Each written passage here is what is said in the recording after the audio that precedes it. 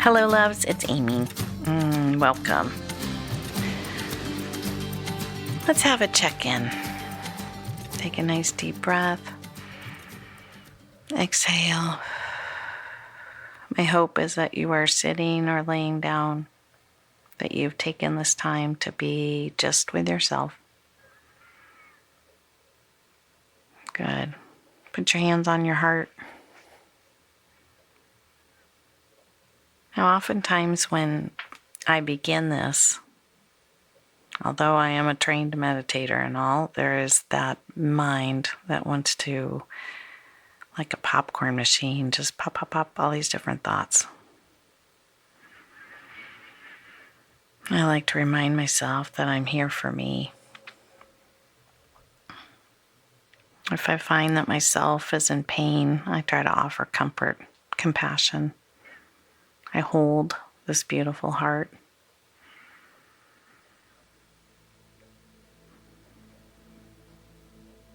And if I am in pain, does this disruption need to be a big deal, or can it be soothed?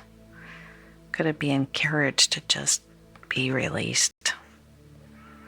Because oftentimes these dramas and chaos get our attention, and because they're magnified by others, we get caught up in that,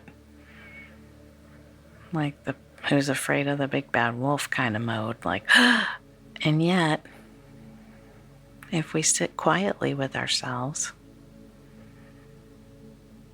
the more time we spend tuned in, the more we're able to discern what truly is of value, what's important, what needs our attention, and what is just like an annoying pest. A fly doesn't need our attention, but it gets it. And it's when it gets it, then there's a lot of other thoughts that can jump on the bandwagon to get absolutely carried away with it. So let's come back to right here, right now.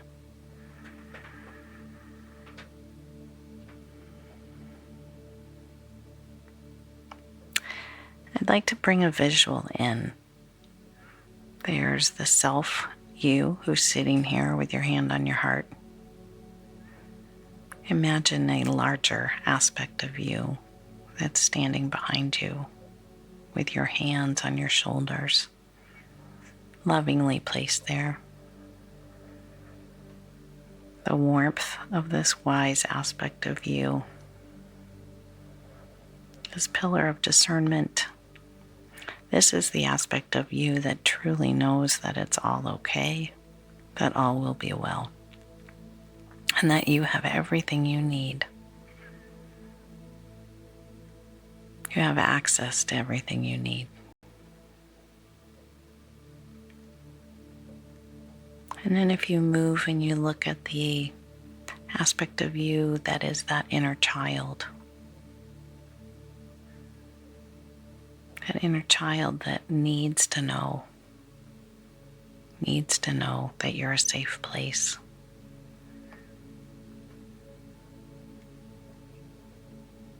That's that core piece that can sometimes be missing. Yet it can be found, can be healed. And how that's done is being present, of showing up, breathing calmly, being a receptive place.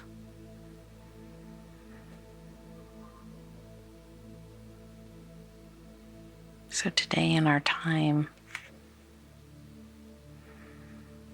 I want you to imagine that there's a mirror. And you look into it in your mind's eye. How do you appear to yourself? Look into your own eyes. Do you see your soul, your essence?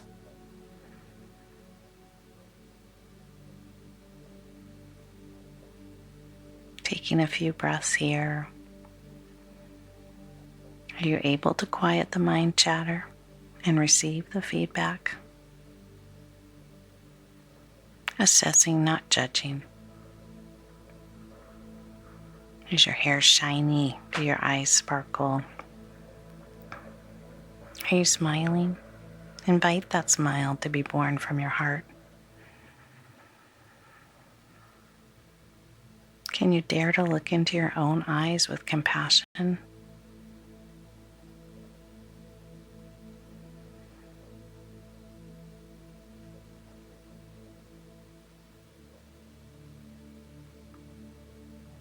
Breathe, soften. When we're babies, if we're fortunate to be born into families where loving is safe, we spend a lot of time as a baby gazing into our caregiver's eyes, just learning about facial expressions and sharing that heart field. The energy that's exchanged in those close physical circumstances. The heartbeat speaks, the breath speaks.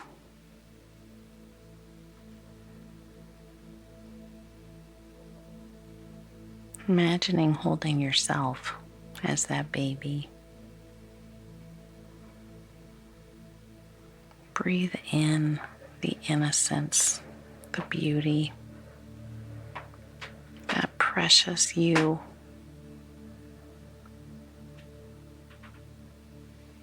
And if you didn't have that loving opportunity, you weren't nurtured and cared for appropriately when you were little, when you were a baby, and I know this may be really, really tough, but you're safe, and we're here together. So this beautiful, compassionate heart that you're willing to cultivate, I invite you to imagine holding your baby self. Holding your baby self. Looking at it with amazement, just like you did with your own baby. The first time you held your baby, the 1,000th time you held your baby. There's that miracle, right? There's that beautiful miracle in your arms. And you look at the hair and you touch the soft hair and you smell the beautiful hair. Shape of their face, their ears, their nose, their eyes. Every ounce of your being is in love with your baby when it is born. See if you can transfer those same like magical, miraculous love instincts into this imagining of you holding you. Marvel at the little hands, the belly. Is this baby sleepy? Is this baby wanting to play? Is this baby hungry or needing comfort? At our core, these instincts are still what's going on within us. When we were a baby, and when we are with our babies, our children, we attune to them. We can tell what cry is hunger, what cry is tired. What if you were that sensitive to yourself and your own well-being? What if instead of being in the midst of an argument and after you storm out and you're fuming away, then you realize, wow, actually I was just really hungry. Sorry, got hangry. What if our sensitivity to our own core needs could increase so that we had more, I'm going to say control, because you're not trying to control someone else. You'd have more composure. I like that word better. If we could develop more sensitivity to our own core needs, our own basic needs, and yes, there's a million reasons why you have to stay up later, or all the other things that we tell ourselves we have to do, or we can't do this right now, we have to do that. It's surprising how much more productive we are when we take care of our core needs, when we have self-care as a principle in our value system rather than just a luxury. There's oftentimes, going and getting a manicure can be seen as self-care, but that's like a luxury thing. I'm talking about daily interest, daily attentiveness to that concept of putting your own oxygen mask on before you put it on to another's. So let's hold this baby and love this baby and attend to this baby until this baby is content. In the sweet, sleepy baby who's been fed and loved and played with, and whose body is relaxed because it's safe in your arms. Its nervous system is so beautifully healthy right now. And its body is nourished and it is ready for growing and doing all that it needs to do to support this beautiful baby. And I just let you imagine right now that that beautiful baby is just falling asleep and sinking in on your chest.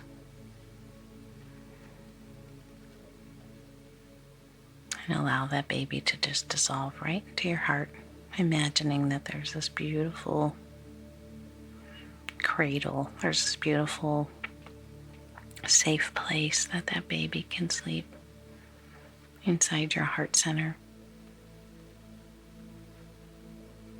And no matter how you were treated as a baby, this baby aspect of you is well cared for, is heard, is responded to. And as an adult person, if you develop this sensitivity to your needs, your core needs, and yet you need to say to yourself, I hear you, I am hungry. And I will set this timer for 15 minutes because I just need to finish this something. At least you're attending, you're communicating. It may seem weird and awkward, but it's vitally important to communicate with yourself, to communicate with your needs, communicate with your body, work in harmony with this integrated system of physical, energetic, spiritual, mental. Cultivating the best relationship of your life with yourself will yield amazing results.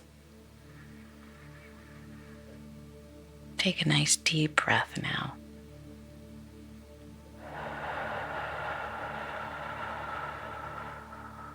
Beautiful. Allowing any and all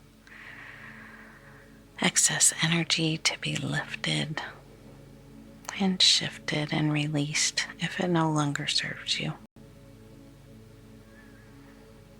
Allowing that higher self who still has their hands on your shoulders to take a step back, ever present when we have the conscious mind to call them in for support.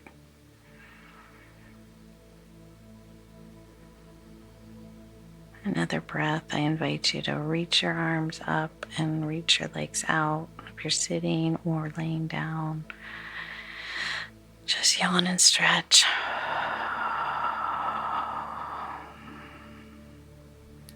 And gently open your eyes slowly. If there's water nearby, take a sip. If not, have a drink as soon as you can. I just encourage you to move through this day today in observance. Just work with this concept of being sensitive to your own core needs. What would it be like if you attended to yourself like you would to your baby? I know that all of you here prioritize your children or you wouldn't be here with me. So let's utilize that in the capacity of healing ourselves. Thank you so much. All right, loves. Take care now. Bye.